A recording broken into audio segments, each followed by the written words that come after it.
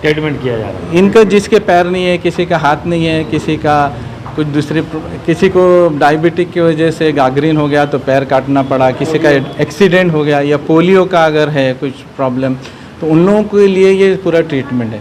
तो ये लोग मेजरमेंट ले जाते हैं और ये जर्मन टेक्नोलॉजी से बनाते हैं। तो ये जो जयपुर फुटवेयर वाले जो यहाँ पर ऑलरेडी यहाँ पर चलता है शिविर, उससे ये बेहतर है क्योंकि इनकी क्वालिटी और अच्छी है। अगर इसमें कुछ प्रॉब्लम भी आता है तो ये लोग वापस आते हैं, दोबारा आते हैं और उसका जो कुछ प्रॉब्लम उसको फिक्स कर लेते हैं। इसी तरह से यानी एक अच्छा काम हो रहा है, एक खिदमत है। इसलिए हमारा जो ट्रस्ट है प्रेरणा ट्रस्ट, ये फिज़िकली चैलेंज बच्चों का ट्रस्ट है, या 38-39 इयर्स पुराना है। जर पाय बसवले आपण स्वतः गाडी चालू शकतो, आपल्याला कोणाची गरज नाही राहू शकत, आपण स्वतः कोणतेही काम आपण करू शकतो। दोन हाताचा वगैरे आहे तर दोन्ही हाताने आपण काम करू शकतो।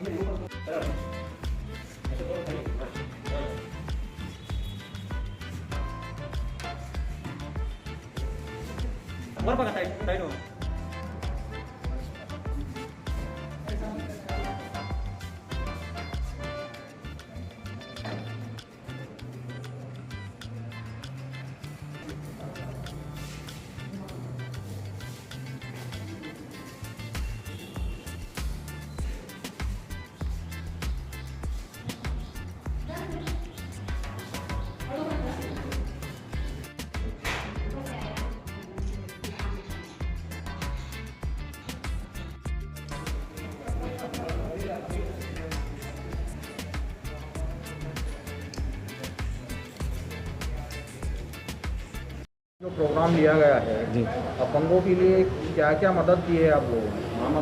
ये पिछले टाइम लास्ट ईयर जो अक्टूबर में एक हम लोगों ने ये बहुत बड़ा कैंप किया था। तो दिल्ली वाले जो हमारे एनजीओज़ है उन लोगों ने यहाँ पर एक दूसरे एनजीओ अपने यहाँ पे जो टायर वाले हैं उनके थ्रू CSR के फंड से सबको उनको फंडिंग किया है। और 161 लोगों को जो जिनके पैर नहीं थे, हाथ नहीं थे, और बहुत से बच्चे जो खड़े नहीं रह सकते थे। एक बच्चा ऐसा था जो 31 साल तक अपने पैरों पर नहीं खड़े रहा, उसको कैलिपर लगा के सर ने, लोगों ने, पूरी जो टीम है उसको खड़ा करे। और एक बच्ची जो थी वो कॉलेज में जाती थी, उसको ये प्रॉब्लम था कि कोई ना कोई उसको ले जाके छोड़ना या लेके जाना, फिर अकेले नहीं जा सकते थे। जब उसको दोनों पैर, उसको जो पैर वगैरह देने के बाद में उसने बताई है कि मैं अपने ओन अब जा सकती है कॉलेज को। तो ये जो हमारा जो प्रेरणा ट्रस्ट है, ये हम लोगों ने यहाँ पर जगह इनको प्रोवाइड की है। और गुडियर टायर्स ने लास्ट ईयर फंडिंग किया, इस साल उन लोगों ने नहीं किया है। सर ने दिल्ली वाले जो हमारे हैं ह्यूमन रिसोर्सेज वाले जो है वेलफेयर वाले, उन्होंने यहाँ पर हमारे ट्रस्ट के लास्ट ईयर ही लेके गए थे सब मेजरमेंट, जितने लोग थे यहाँ जो अभी रह गए थे। लास्ट टाइम 161 हुए थे, ये बाकी बाद में आए थे। ये लोग ने पेपर में पढ़ के आप लोगों के माध्यम से सबको मालूम पड़ा कि, और ये फ्री में, टोटल फ्री है। इस बार 28 लोग हैं इसमें। तो ऐसे लोगों को क्या क्या ट्रीटमेंट किया जा रहा है? इनका जिसके पैर नहीं है, किसी का हाथ नहीं है, किसी का कुछ दूसरे, किसी को डायबिटिक की वजह से गागरीन हो गया तो पैर काटना पड़ा, किसी का एक्सीडेंट हो गया, या पोलियो का अगर है कुछ प्रॉब्लम, तो उन लोगों के लिए ये पूरा ट्रीटमेंट है। तो ये लोग मेजरमेंट ले जाते हैं और ये जर्मन टेक्नोलॉजी से बनाते हैं। तो ये जो जयपुर फुटवेयर वाले जो यहाँ पर ऑलरेडी यहाँ पर चलता है शिविर, उससे ये बेहतर है क्योंकि इनकी क्वालिटी और अच्छी है। अगर इसमें कुछ प्रॉब्लम भी आता है तो ये लोग वापस आते हैं, दोबारा आते हैं और उसका जो कुछ प्रॉब्लम उसको फिक्स कर लेते हैं। इसी तरह से यानी एक अच्छा काम हो रहा है, एक खिदमत है। इसलिए हमारा जो ट्रस्ट है प्रेरणा ट्रस्ट, ये फिज़िकली चैलेंज बच्चों का ट्रस्ट है, या 38-39 ईयर्स पुराना है। और अब ये पूरे रीजन में ये हिंदुस्तान पेट्रोलियम, ये जो यहाँ पे जो बिल्डिंग आप देख रहे हैं, ये हिंदुस्तान पेट्रोलियम में 3 अलग अलग मौके पर वो लोगों ने फंडिंग करके अराउंड 40 लाख का खर्चे से ये पूरी बिल्डिंग बनाए। और ये बिल्डिंग बनाने से कैसा है, यहाँ पर हॉस्टल भी है, अभी कोविड के वजह से बंद है। 30 से 40 बच्चे यहाँ रहते हैं, हम उनको फ्री में खाना भी प्रोवाइड करते हैं और तालीम भी दी जाती है। तालीम भी दी जाती है। एक 3 ट्रेड है, या टेलरिंग का एक हमारे पास ये है, वायरमैन कोर्स है और हैंडीक्राफ्ट। और ये हैंडीक्राफ्ट में ये बच्चों को ये सब चीज़ें इसलिए, जैसा फाइल बनाना है या टेलरिंग को कपड़े सीना है, वायरमैन का कोर्स है, इससे बच्चे अपने ओन सेल्फ सफिशिएंट होना हमारा एम ये है और अपने पैरों पे खड़े रहना। तो 1-2 साल 1.5 साल पहले हमको गवर्नमेंट प्रिंटिंग प्रेस का हमको एक पैड बनाने का ऑर्डर मिला था 68 लाख का। तो हमारे एक्स स्टूडेंट्स को हमने बुलाए जो हमारे पास आउट हो गए थे, और एक चैलेंज था हमारे लिए कि हम 3 महीने में इसको किस तरह बना के देंगे। लेकिन हमारी जो टीम है, जहाँ हम यहाँ पे जो स्टाफ है, वो सब मिलके और बच्चों ने और एक्स स्टूडेंट्स को बुलाया, उन लोगों ने ये पूरे पैड्स बना के हम लोग ने सप्लाई करे। इससे 6 से 7 लाख बच्चों को 6 से 7 लाख रुपए बच्चों को स्टाइफन भी मिला। और इसी तरह से उनकी स्किल बढ़ती है। जब वो यहाँ से पास आउट हो जाते हैं तो वो कुछ अपने ओन करना।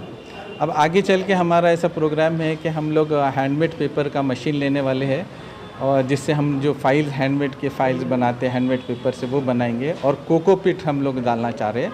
और जो दिल्ली के हमारे एनजीओज़ है, वो लोग यहाँ पे एक वर्कशॉप सेटअप करना चाह रहे हैं, क्योंकि ये जो अभी जो बना के ला रहे हैं, इसको बहुत लेंदी प्रोसीजर हो रहा है। यहाँ से मेजरमेंट ली जाते हैं, वो दिल्ली जाते हैं, उनके वर्कशॉप में बनता है, फिर यहाँ आते हैं और उसके बाद में यहाँ सब फिटमेंट होता है।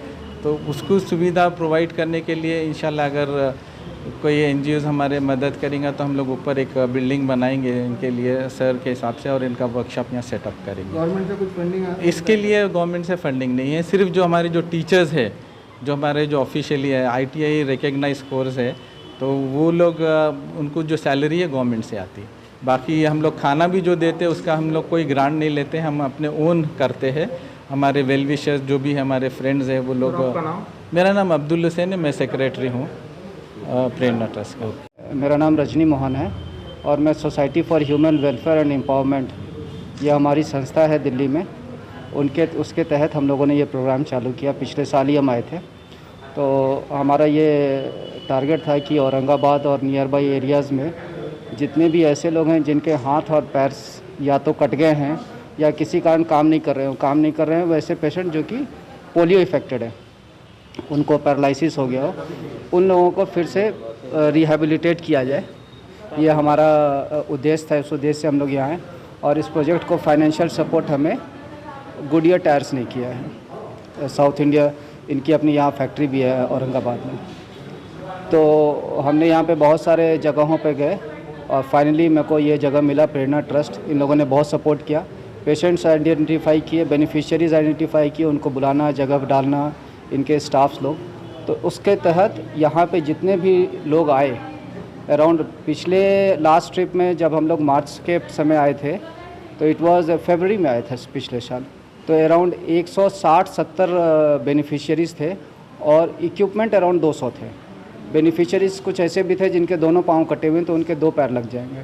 तो उस तरह से 200 एड्स थे, अप्लायंस थे, और बेनिफिशियरीज़ अराउंड 160।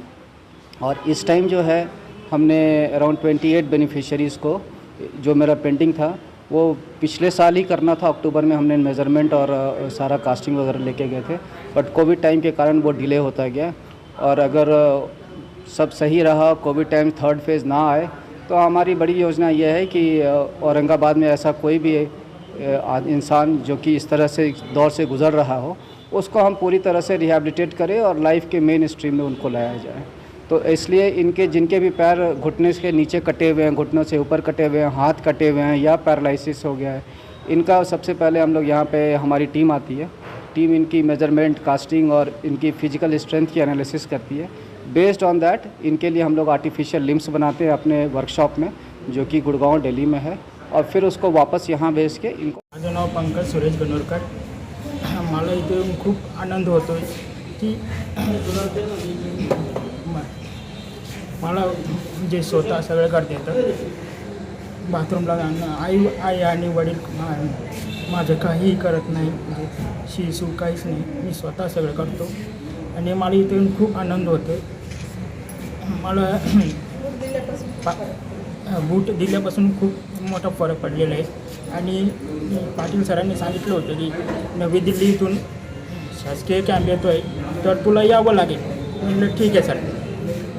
तर मग मी सरांनी माझं पूर्ण चॅलेंज स्वीकारलेलं आहे की हा मुलगा चालू शकतं. वय झालं तरीच हा मुलगा चालू शकतो. किती वय झालं तुमचं? माझं 31 वयानंतर तुम्ही पहिल्यांदा आपल्या फायरावर उभे राहता. हां, कसं वाटतंय मग तुम्हाला? चांगलं वाटतं. कोणत्या गावाहून आले? इथूनच औरंगाबाद. हर्ष नाव सांगा तुमचं. पंकज सुरेश गणोरकर. आलात आपण? रांजणबापू. काय झालंय पायाला नेमकं? 5 वर्षाचे असताना ॲक्सिडेंट झालेला आहे. बरं.